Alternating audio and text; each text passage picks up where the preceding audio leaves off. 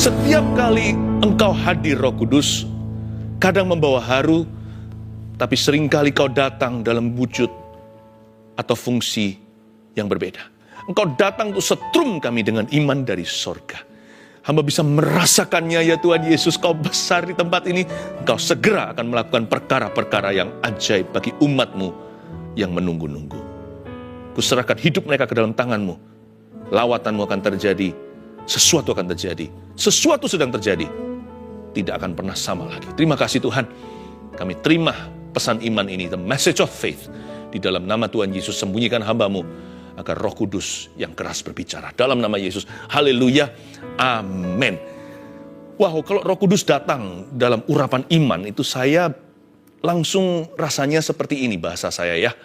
Kayak mau melompat dari kursi. Atau ingin melonjak dari sofa ini.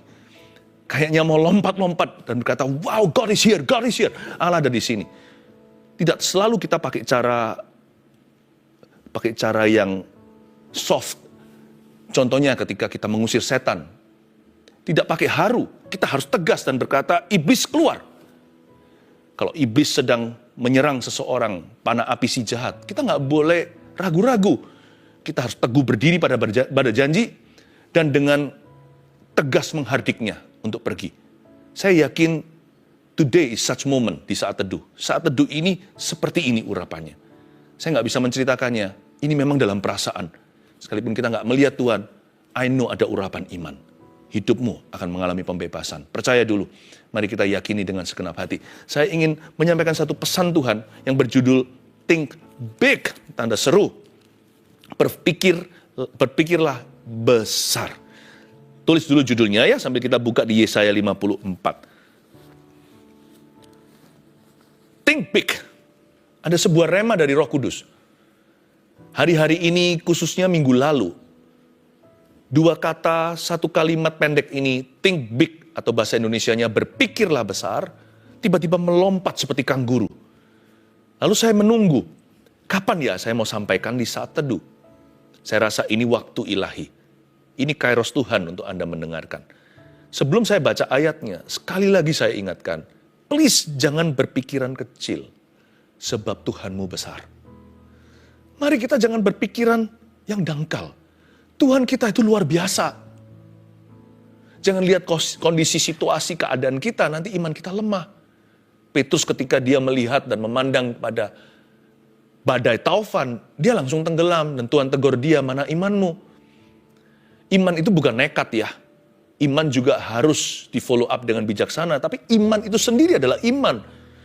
Iman bukan hikmat, fungsinya beda. Iman itu tegas, iman itu tidak goyah, iman itu tidak gentar, dia pegang teguh pada janji, dia berdiri di atas perkataan Tuhan.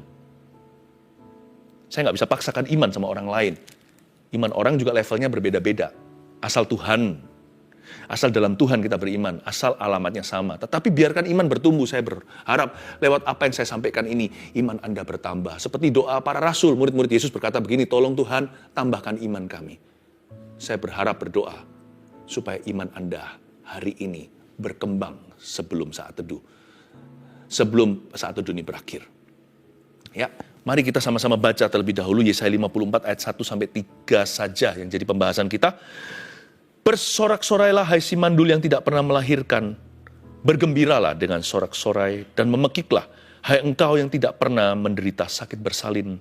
Sebab yang ditinggalkan suaminya akan mempunyai lebih banyak anak daripada yang bersuami, firman Tuhan.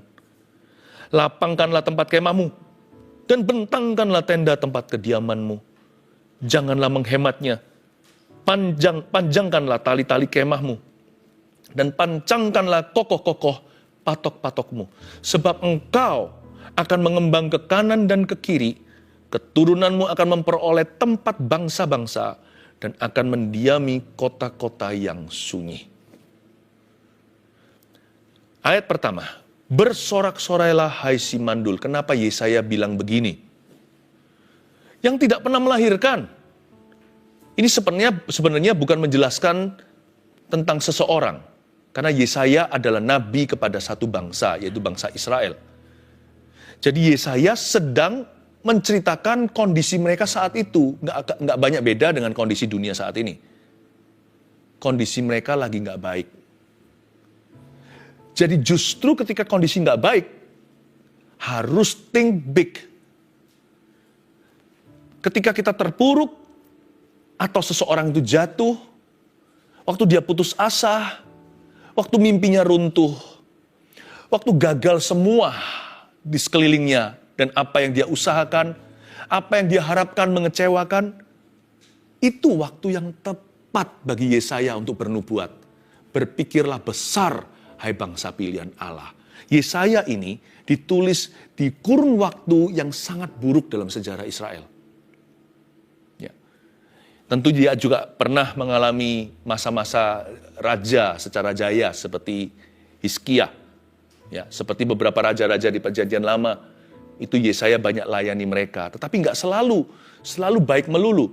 Seperti kondisi hari ini, gunjang-ganjing melulu. Dan selalu up and down, itu biasa. Dan Yesaya pernah melihat the darkest days of Israel. Atau masa-masa yang sangat-sangat gelap. Masa-masa yang sangat suram di zaman bangsa itu. Dia pun pernah melalui masa-masa perang, karena Yesaya ini panjang. Bukan ketika semua baik-baik pesan ini diberikan. Saya itu bergumul loh, waktu saya dapat rema tentang berpikiran besar. Yang saya kasih judul dalam bahasa Inggrisnya dulu, Think Big itu. Saya dapatnya itu minggu lalu. Saya pikir gini, apakah tepat ya saya sampaikan? Lalu tiba-tiba Roh Kudus ingatkan saya satu ayat. Hingga saya bertobat, pikiran-pikiran manusia itu harus saya tinggalkan kalau saya mau melihat perkara-perkara yang ajaib dari Tuhan. Saya nggak boleh menjadi penghalang atau bottleneck-mu. Saya harus menjadi saluran berkat. Tuhan ngomong begini sama saya lewat satu ayat itu diingatkan. Baik tidak baik waktunya, beritakan firman. Tugas saya itu hanya kabel saja. Saya hanya saluran. Jadi saya sampaikan kepada Anda, Tuhan mau Anda dengarkan. Think big saudara, berpikirlah besar. Sama seperti Yesaya, seperti ada sesuatu yang melompat di dalam dadanya, sampai-sampai dia nggak tahan, dia berteriak. Bisakah Anda merasakan ayat 1 ini adalah jeritan? Jeritan seorang nabi, bersorak-sorailah hai si mandul. Seperti saya barusan bicara sama Anda. Think big, keluarga saat teduh. Berpikirlah yang besar. Kalau bahasa Yesaya, bersorak-sorailah hai si mandul yang gak pernah melahirkan. Yesaya berkata gini, ini zaman mandulnya, ini waktu mandulnya. Bangsa ini secara rohani, secara ekonomi, secara segala. Mereka tidak pernah melahirkan. Pohon ara mengecewakan, pohon anggur tiada buahnya, sapi lembu gak ada di kandang. Bersorak-sorailah hai si mandul yang tidak pernah melahirkan. Bergembiralah dengan sorak-sorai dan memekiklah, hai engkau yang tidak pernah menderita sakit bersalin. Orang-orang yang menunggu breakthrough, namun breakthrough tidak pernah menunggu mereka.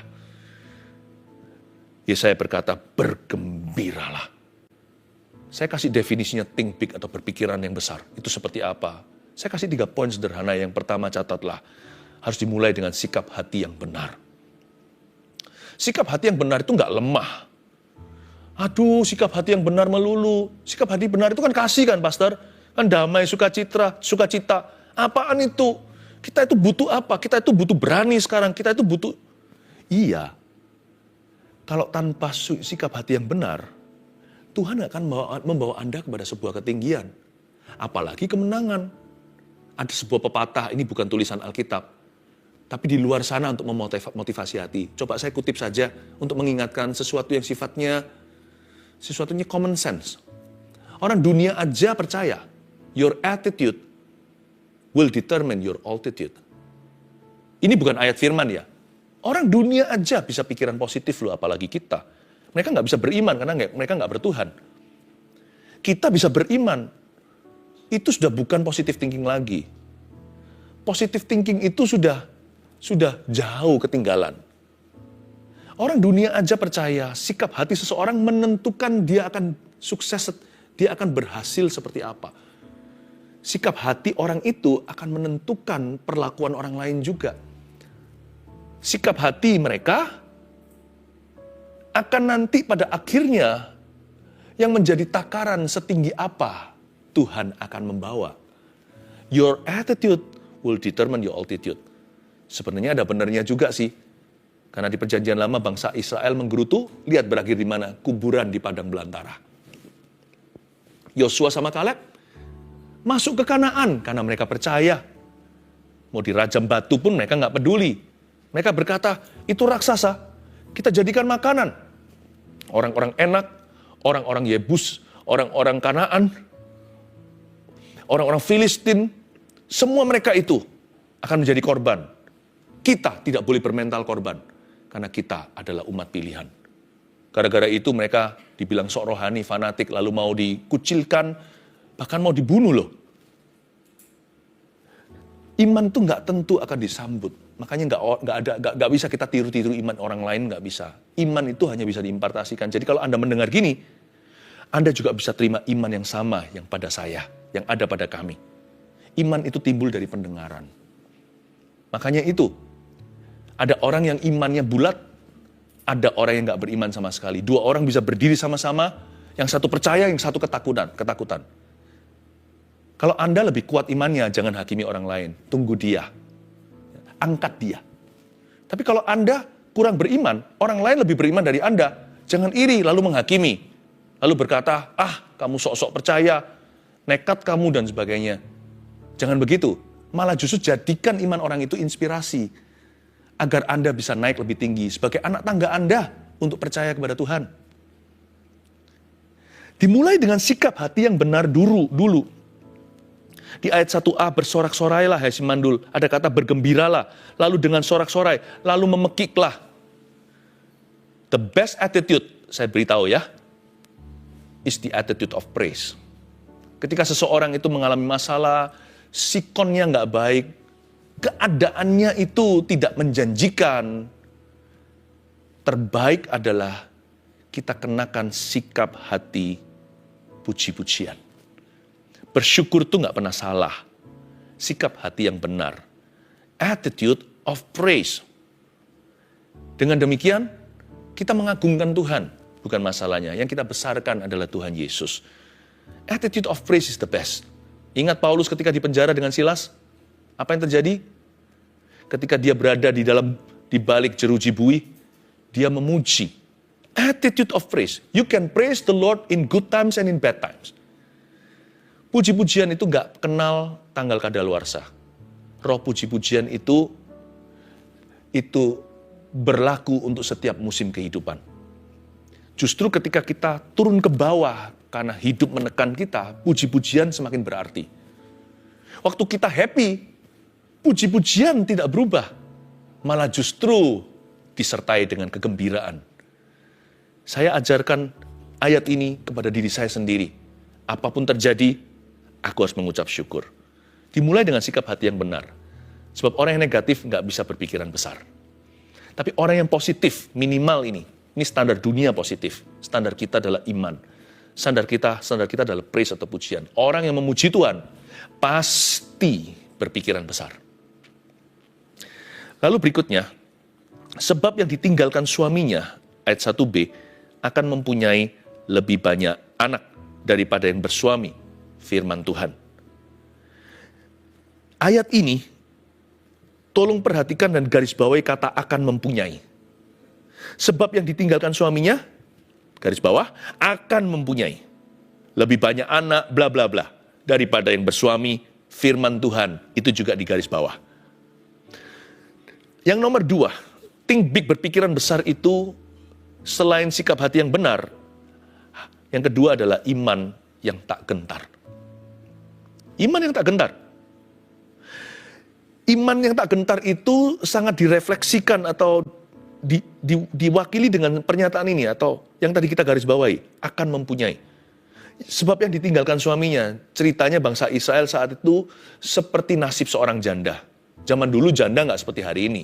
Zaman dulu itu belum ada social justice atau belum ada keadilan sosial. Jadi seorang janda sudah pasti sengsara. Sebab yang ditinggalkan suaminya itu kondisi mereka akan mempunyai. Yesaya mendorong mereka untuk beriman pada Tuhan. Mereka akan mempunyai lebih banyak anak. Kata akan mempunyai dalam bahasa Inggrisnya, in the end will have. Harus punya iman kayak gitu. Iman yang tak gentar itu seperti apa? Iman percaya pada akhirnya Tuhan akan memberiku kemenangan. Pada akhirnya aku akan mengalami terobosan. Pada akhirnya doaku akan dijawab dengan cara yang ajaib. nggak tentu sesuai dengan ekspektasiku. Tapi jikalau Tuhan berkata tidak, satu pintu ditutup, saya yakin 9 pintu lain di belakang dibuka. Kalau Tuhan berkata tidak, pasti Tuhan menyediakan sesuatu yang lebih baik. Pokoknya pada akhirnya, kebenaran adalah untuk orang. Kemenangan diberikan kepada orang-orang yang benar. Sebab yang ditinggalkan suaminya, pada akhirnya akan mempunyai lebih banyak anak. Kalau Anda ingin punya merek iman, ini merek iman yang perlu Anda miliki. Iman pada akhirnya. Iman tanda kutip pada akhirnya. Itulah iman yang tak gentar. Kalau kita tahu kita akan menang suatu hari, kalau kita tahu Tuhan tidak pernah meninggalkan kita akan berani. Kita tidak akan kecewa. Putus asa nggak bisa lama-lama. Paling down sebentar doang. Lalu setelah itu bangkit lagi lebih garang. Karena orang yang punya iman tak gentar adalah orang yang tahu ujungnya dia menang. Bukankah Roma 8 berkata, bahkan maut pun tidak bisa memisahkan kita. Siapa sih yang bisa memisahkan kita dari kasih Kristus? Gak tentu semua yang aku inginkan dikasih. Gak tentu.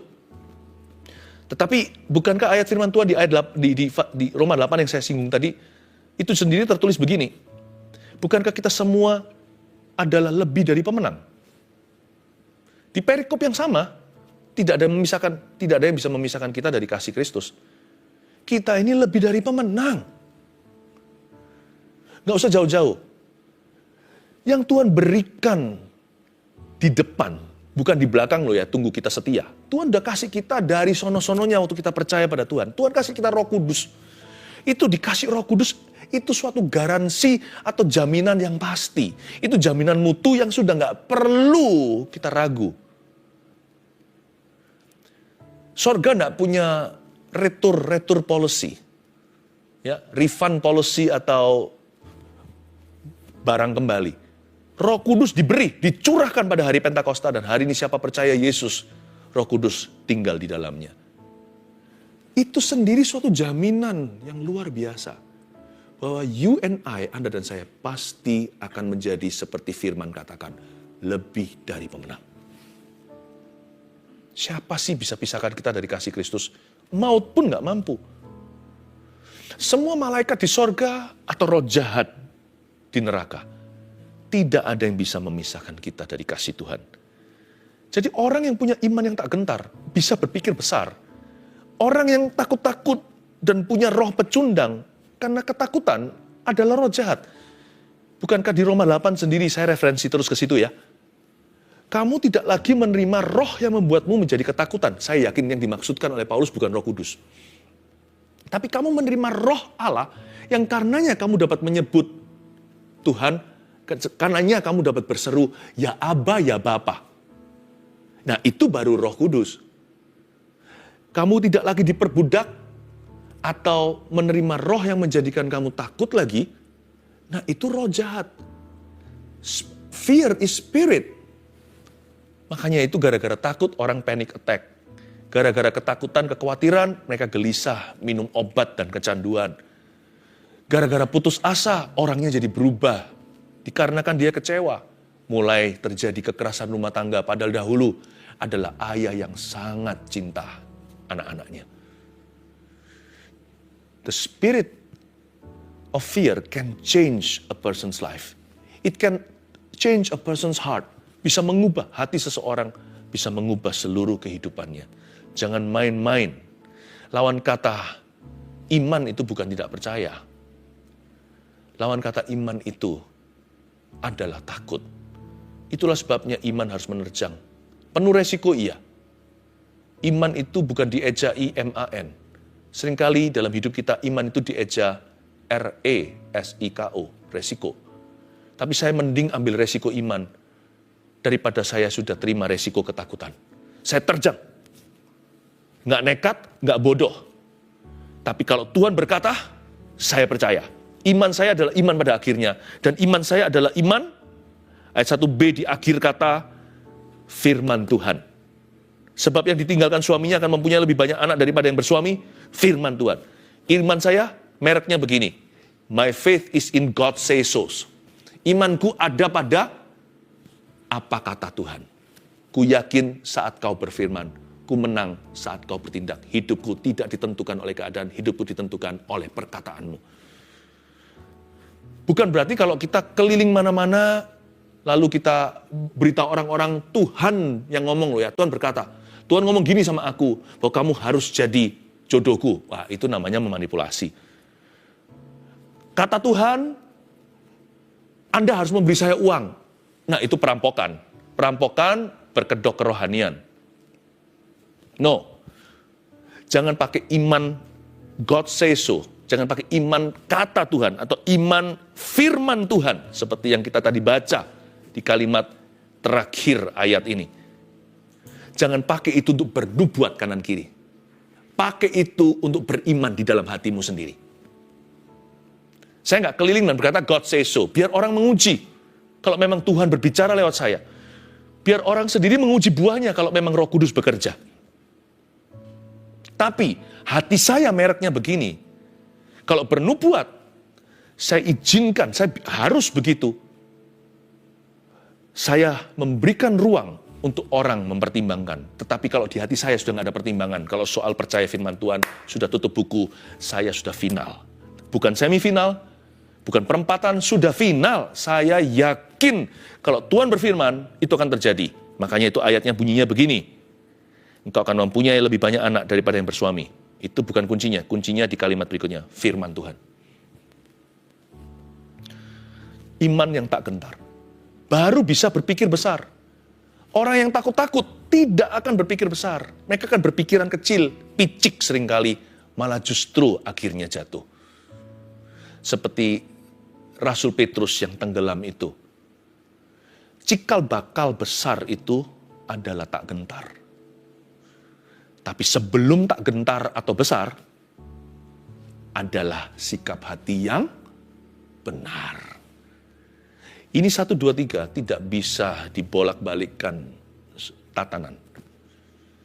Tanpa sikap hati yang benar, imannya akan ngawur dan akan merugikan. Tetapi sikap hati yang benar tidak berhenti hanya di sikap hati. Tuhan akan bawa kepada fase berikutnya. Dia akan berhak untuk beriman dengan benar kepada Tuhan. Imannya tidak akan gentar. Karena dia tahu siapa dirinya. Dia tahu Tuhan berfirman apa dalam hidupnya. Dan dia kenal siapa yang berfirman kepadanya. Yang ketiga, ayat 2. Lapangkanlah tempat kemahmu dan bentangkanlah tenda tempat kediamanmu. Janganlah menghematnya, panjangkanlah tali-tali kemahmu dan pancangkanlah kokoh-kokoh patok-patokmu. Ini jadi lagu indah sekali. Tetapi kalau saya rangkum jadi satu kalimat pendek, simply this, sederhana begini. Think big. Lapangkanlah, bentangkanlah, panjangkanlah, pancangkanlah. Apa sih kira-kira? Berpikiran besar. Udah itu aja. Think big, saudara. Itulah intisari ayat 2. Itu kayak buah-buahan di jus jadi gelas kecil. Lapangkan itu berarti clear the land. Bentangkan itu berarti spread out, nyebar. Jangan mengumpul gini, menyebar. Panjangkan itu berarti reach out, jangkau. Pancangkan itu berarti penetrasi, deeper. Saya rangkum jadi satu boosternya ini. Think big, berpikiran besarlah. Atau berpikirlah yang besar. Yang ketiga, tulis ini, visi yang benar dan besar. Coba dicek lagi, visi Anda apa? Visi kita harus benar dan besar. Dua-dua, kenapa saya nggak tulis hanya besar? Waktu saya siapkan PowerPoint ini untuk Anda hari ini, saya tulis visi yang besar, lalu Roh Kudus koreksi dan beritahu, kayak ada sesuatu nggak serk di hati saya, nggak bisa saya kasih ke tim dulu, untuk supaya untuk bisa jadi PowerPoint yang Anda bisa dengan mudah catat. Apa ya, kok rasanya belum pas itu. Sampai saya tulis kalimat lengkapnya, bukan hanya visi yang besar, visi yang benar dan besar. Begini loh, ada orang yang punya visi yang besar tapi nggak benar. Nggak benar. Menara Babel itu ambisius sekali. Dia bangun ke atas itu sampai pencakar langit, itu betul-betul tercakar langitnya itu sampai ke gerbang sorga, kira-kira begitu ceritanya. Mereka mau bangun sesuatu yang besar, tapi nggak benar. Kenapa? Karena Tuhan jelas-jelas bilang gini sama Nuh. Ini kan setelah air bah. Survivor itu nanti dari Nuh, istri, 3 anak, dan 3 menantunya, lahirlah bangsa-bangsa dunia. Bumi dipopulasi. Dan dengan jelas Tuhan berkata di awal-awal kitab Kejadian, setelah cerita air bah, Tuhan berfirman begini sama Nuh, menyebarlah, spread out, bentangkan, lapangkan, bukan ngumpul jadi satu, tapi menyebar kemana-mana dan populasi bumi. Dan penuhilah bumi ini dengan keturunanmu. Visinya besar, salah arah saudara. Mereka melawan kehendak Tuhan. Tuhan bilang go, mereka stay. Ya, nanti ada orang yang dibilang sama Tuhan stay, berdiam dan ketahuilah bahwa aku adalah Allah. Seperti Tuhan bilang gini sama rasul-rasul, murid-murid Yesus setelah Yesus naik ke sorga. Jangan kemana-mana sampai Roh Kudus dicurahkan, tinggal di Yerusalem. Kalau mereka keliaran, mereka salah di depan Tuhan. Jangan salah kaprah sama Tuhan. Visi kita itu kenapa kadang-kadang kita bertanya, kok nggak direstui, nggak disertai? Mungkin visi kita besar, ambisius, kayaknya iman. Tapi kalau dicek sampai ke akarnya, ternyata salah arah dan melawan kehendak Tuhan. Visi jangan hanya besar, tapi harus benar. Boleh bangun sesuatu, boleh kita beli sesuatu, boleh kita mengembangkan, boleh. Tetapi pastikan motivasi kita, our underlying motivasi hati kita itu harus beres dulu. Tapi ada orang yang punya visi yang benar, tapi kecil. Jangan berpikiran kecil, Tuhanmu besar. Visinya benar, tapi nggak besar. Kelihatannya cinta Tuhan, tapi pesimis itu orangnya. Ya terserah. Ya gimana, nggak ada goal, nggak ada tujuan, tidak ada dorongan, tidak ada rancangan, tidak punya rencana. Padahal Tuhan berkata, serahkan rencanamu maka terlaksanalah perbuatanmu. Kita harus punya rencana, nanti perbuatan itu Tuhan yang akan kokohkan. Jadi jangan seperti orang-orang di Menara Babel. Karena itu visimu harus benar dan besar. Ya, ada orang yang sudah bagus nih, tapi dia juga tidak punya suatu keberanian untuk menantang dirinya sendiri. Nanti jangan-jangan seperti orang yang punya 1 talenta, dia nggak salah loh dia simpan di bawah tanah. Kan dia nggak curi atau korupsi. Setelah tuannya datang kan dikembalikan utuh. Tapi Tuhan berkata, kenapa visimu dangkal? Seumur hidupmu, kamu tidak berbuat apa-apa untuk aku. Apakah mau kamu naik ke sorga suatu hari, tangan hampa? Memang Tuhan mati supaya kita masuk ke sorga. Tapi Tuhan tidak membuat kita hidup supaya kita saja yang masuk sorga. Atau supaya pas-pasan yang penting bertahan. Siapa bilang? Tuhan punya rencana yang besar atas hidup kita. Jangan hanya jadi orang benar, miliki visi yang besar. Yang terakhir ayat 3, sebab engkau akan mengembang ke kanan dan ke kiri. Keturunanmu akan memperoleh tempat bangsa-bangsa dan akan mendiami kota-kota yang sunyi. Saya suka ini. Yang dikembangkan oleh Tuhan bukanlah bisnis, bukan pelayanan, bukan pekerjaannya, bukan keuangannya. Yang dikembangkan apa? Baca sekali lagi, sebab engkau akan mengembang ke kanan dan ke kiri. Tuhan tidak pernah berjanji memberi kita sesuatu yang besar. Tuhan akan memperbesar kapasitas kita untuk percaya dulu. Memperbesar hati kita. Sebab engkau bukan apa yang kau kerjakan, bukan pekerjaanmu, bukan situasi hidupmu, sebab engkau yang akan mengembang ke kiri dan ke kanan. Tuhan tidak perlu mempersiapkan berkat untuk Anda dan saya. Berkat itu ada, sebagaimana kutuk pun ada. Yang Tuhan persiapkan adalah Anda dan saya. Tuhan tidak mempersiapkan berkat untuk kita, Tuhan mempersiapkan kita untuk berkat itu. Kadang-kadang saya bertanya, kenapa saya masih keliling di padang gurun ini? Mungkin proses Tuhan belum selesai di dalam hidupku. Saya perlu bersabar dulu, karena Tuhan yang paling mengenal diri saya lebih daripada saya mengenal diri sendiri. Kalau Tuhan merasa saya belum wisuda, ya belajarlah untuk menangkap kehendak Allah, belajar bersabar, tetap beriman. Saya yakin kok, Tuhan tidak perlu diburu-buru. Tuhan tahu waktunya mengeluarkan saya dari sebuah permasalahan. Mengeluarkan Anda juga. Yang penting pokoknya kita berkembang. Kalau Tuhan rasa persoalan ini akan menghabiskan kedagingan saya, terserah Tuhan, biarkan kehendaknya yang jadi. Kalau Tuhan merasa saya kurang rendah hati, biar Tuhan proses saya hari ini. Kalau Tuhan merasa saya ini masih banyak bergantung dengan hal-hal yang duniawi, biar Tuhan lewat kejadian ini mengajari saya untuk lebih beriman. Sebab Tuhan punya satu agenda, mengembangkan aku ke kiri dan ke kanan, supaya keturunanku memperoleh tempat bangsa-bangsa dan mendiami kota-kota yang sunyi. God wants to make me ready for the blessing. Tuhan mau membuat saya siap untuk berkat itu. Tuhan tidak perlu mempersiapkan berkat, karena berkat itu sudah ada di situ. 1, 2, 3, think big. Atau berpikiran besar itu, nomor 1 adalah dimulai dengan sikap hati yang benar.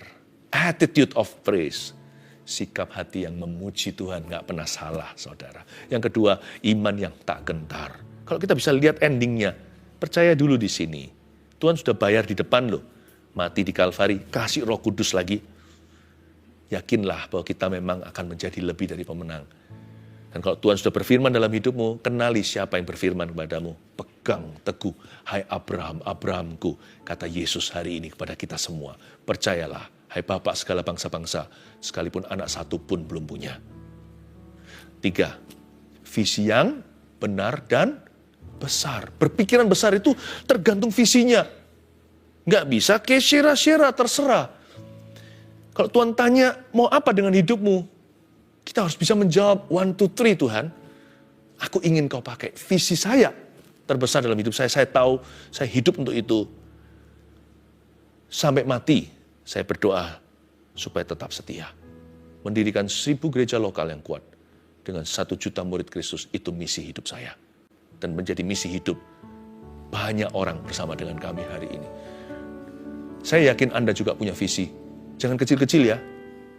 Terlalu kecil itu visi manusia. Visi yang besar. Jangan takut besar visinya. Kalau Anda sudah punya sikap hati yang benar, saya yakin besar pun tidak terlalu besar untuk Tuhan. Sebab Tuhan sanggup melakukan segala perkara.